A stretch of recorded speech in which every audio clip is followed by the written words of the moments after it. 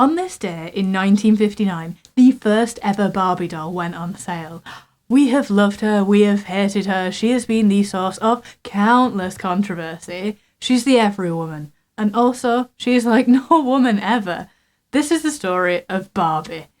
The brainchild of Ruth Handler, Barbie was named after Ruth's daughter, Barbara, and the Ken doll was named after her son, Kenneth. But what was the inspiration for Barbie? Well, at the time, pretty much all of the dolls on sale looked like babies. They were for little girls to play mother with before they were old enough to actually be mothers. There were no dolls available in the US that looked like adults, and Ruth saw a gap in the market. While she was on holiday in Switzerland, Ruth saw the Build Lily doll. This doll looked like an adult, and it was based on a German comic strip. She bought 3 of them to take back home. Now, Ruth ran a furniture making business with her husband Elliot and his business partner Harold Matson. The business had to pivot to making toy furniture during World War II due to a drop in sales, and this business was called Mattel. Using the Build Lily doll as inspiration, Ruth worked with a local inventor and designer called Jack Ryan to design her Barbie doll. Charlotte Johnson designed Barbie's wardrobe.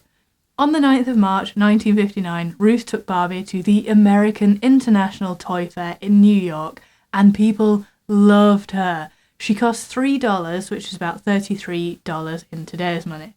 What did she look like? She was available in either blonde or brunette, and she sported a zebra print swimsuit. She did face some criticism for having boobs, but I mean, what woman hasn't? And she was so popular. 350,000 Barbies were sold in the first year. For the first 3 years, Mattel couldn't keep up with demand, and Barbie ended up being manufactured in Japan. So what did the creators of the Build Lily doll think of all of this then? Well, obviously they were not best pleased. They sued Mattel for straight up copying their doll, and the case was settled out of court in 1963. Mattel then bought the copyright and patent for the equivalent of $206,000, which is an absolute bargain in retrospect, isn't it? So does Barbie have a backstory? You are damned right she does. Her full name is Barbara Millicent Roberts. She is the daughter of George and Margaret Roberts. She grew up in Willows, Wisconsin, which is not a real place, and she had an on-again, off-again relationship with Kenneth Sean Carson. Barbie has had 40 pets, including a panda and a lion cub. She has got an extensive employment history. She has been an astronaut, an Olympian, nurse, vet, pilot, judge, teacher, president, farmer, chef, surgeon, paratrooper, army officer, a Canadian Mountie, a firefighter, police officer, park ranger, a game developer, paleontologist, boxer, cheerleader, NASCAR driver, beekeeper, cat burglar, cowgirl, spy, and a maid, to name a few. Not bad for someone who's only 64 years old. But how has Barbie changed over the years? Well, one of the biggest changes to Barbie's look was in 1971 when she got her eyes straightened. She used to have a demure side gaze going on, but they decided to direct her gaze forward like the apex predator that she is.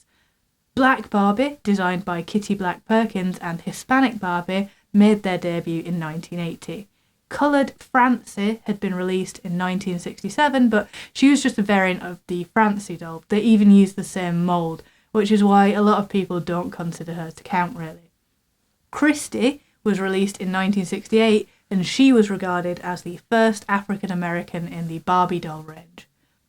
And now we get to the controversies subheading. Barbie has been criticised for giving children unrealistic images of body image with her unrealistic proportions. The standard Barbie doll is 11.5 inches, which would make her 5'9" at a 1:6 scale. Research at the University of Helsinki said that with her proportions, she would lack the required body fat to menstruate. An accessory in the Slumber Party Barbie set was a set of weighing scales set at 50 kilograms, which would have been very underweight for someone of her height. And an accessory in the 1963 babysitting Barbie set included a book entitled How to Lose Weight.